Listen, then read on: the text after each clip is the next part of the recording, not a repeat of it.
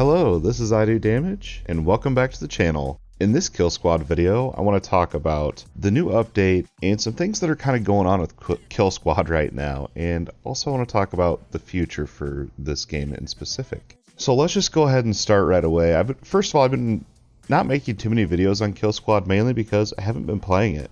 When I log into Killsquad and I want to play, I can never find anyone to actually play with, so then I just end up closing the game and doing something different. But I want to make this video just to share all the facts with you guys about what's going on with this game in Novarama.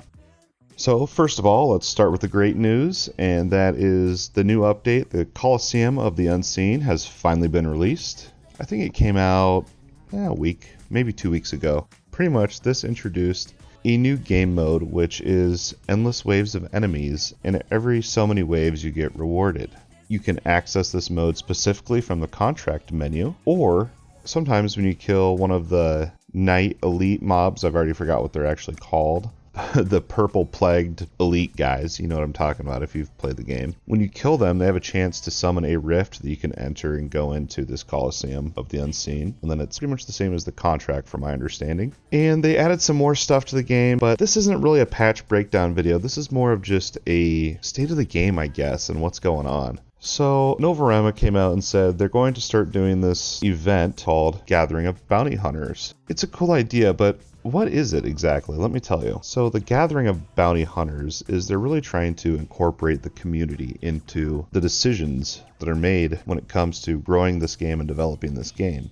And so this Gathering of Bounty Hunters, the first one, they recorded it in their office and put it out. And it's over an hour long. It's pretty lengthy, but I did watch the whole thing, and I don't know. It's a studio that maybe here in Europe it's known, but in other parts of the world they don't know. I think Danny's awesome. I think he's a great guy, and I think he's really, really dedicated to this game, and it's awesome to see. But the Gathering of Bounty Hunters is pretty much where they talk about the game, what's going on with it, some updates that are coming, just things like we see from many indie developers nowadays when it comes to these early access games. The Gathering of Bounty Hunters overall, it's a cool idea in the sense that they're trying to really involve the community, but I don't know, I think they should just maybe do just more of a short, like, here's what we're working on, here's what you have to look forward to, let us know what you think type of thing. But we'll have to see when the next one comes out.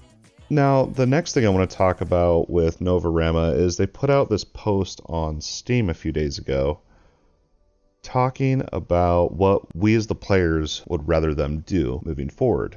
And they gave us two options. A while ago they said in the phase 3 of the roadmap they would introduce a new character, which I think they said was an engineer type of character. I'm assuming like someone's turrets. It sounds like a cool character overall. And the thing is, they're asking if they should instead advance more of the netcode and fix some issues with the matchmaking and finding games. And the problem that they talked about is right now, and it's a pretty serious problem with Killsquad, I would have to agree, is once you've started a contract, no one can join in your game. You can't join any games that are already in session, and that really does make it hard to find groups and games to get into and play. So what they're proposing is postponing this new character and instead working on this new netcode so that pretty much their goal is to, within 30 seconds of starting the game, you can find a game and start playing with other players, and you play a session. And they're just trying to make it just, speedy quick so you can keep finding games. Think like Rocket League, right? You boot up the game, you hit play, it finds a match, and you're in. That's kind of what they're aiming for with Killsquad. And I'll be honest with you, I think this is a really smart idea. I think this is a step in the right direction. I think if they can secure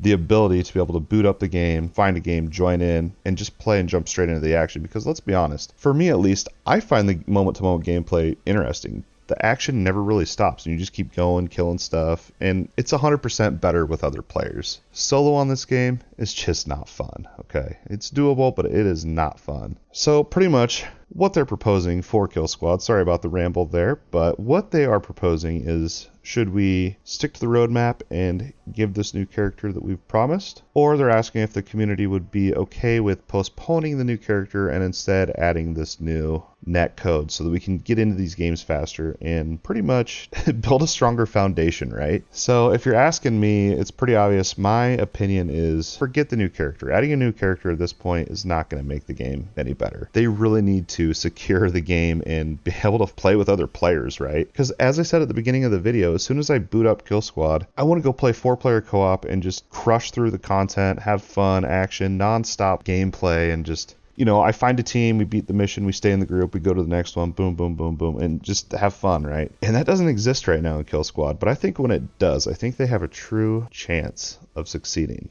So with all this in mind, let's talk about the future of Killsquad and kind of what I think they're doing with the game. So they have said that there's a lot of updates, and I feel that they started early access a little too early. I don't know, I've been watching the Steam charts and the player base is fairly low. I really hope that the game succeeds and does well and attracts thousands of players, right? That's the goal. I don't think they can do that unless if they do a few things. I think what they really should do is, first and foremost, a graphics overhaul. When I first played the game, I thought the game was really pretty and looked good, and I had fun with it.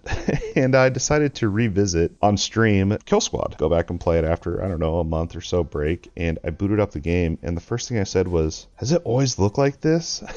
I had felt the graphics had been downgraded in some way. And someone said, no, the newness just wore off. It's always looked like this. So I don't know. I really think it needs just a polish of graphic overhaul. It just needs to look a little better. But that's not going to be enough. I think they need to do the graphics overhaul as well as this new netcode update. I feel like being able to jump into a game already in progress and sticking with your team at the end of it instead of being instantly kicked out of the party is just, for this type of game, something that's required. Another thing I would like to see, and I know they are adding this, and I think it's coming up maybe in the next month or so, I don't know exactly, but it is the progression of your profile. So the more you play, the higher level you get. There's going to be like profile icons and different cosmetics, costumes, just more of a sense of progression outside of each session. But I think if they do these things, if they do the graphics overhaul, they add in that profile progression, and they focus on the netcode and securing that fast-paced gameplay and finding games quickly, I think Killsquad could have a solid chance moving forward. But I'm actually really curious, what do you guys think? Do you think Killsquad is a dead game and I should just give up all hopes? Or are you on board with me and think this game has a shot moving forward?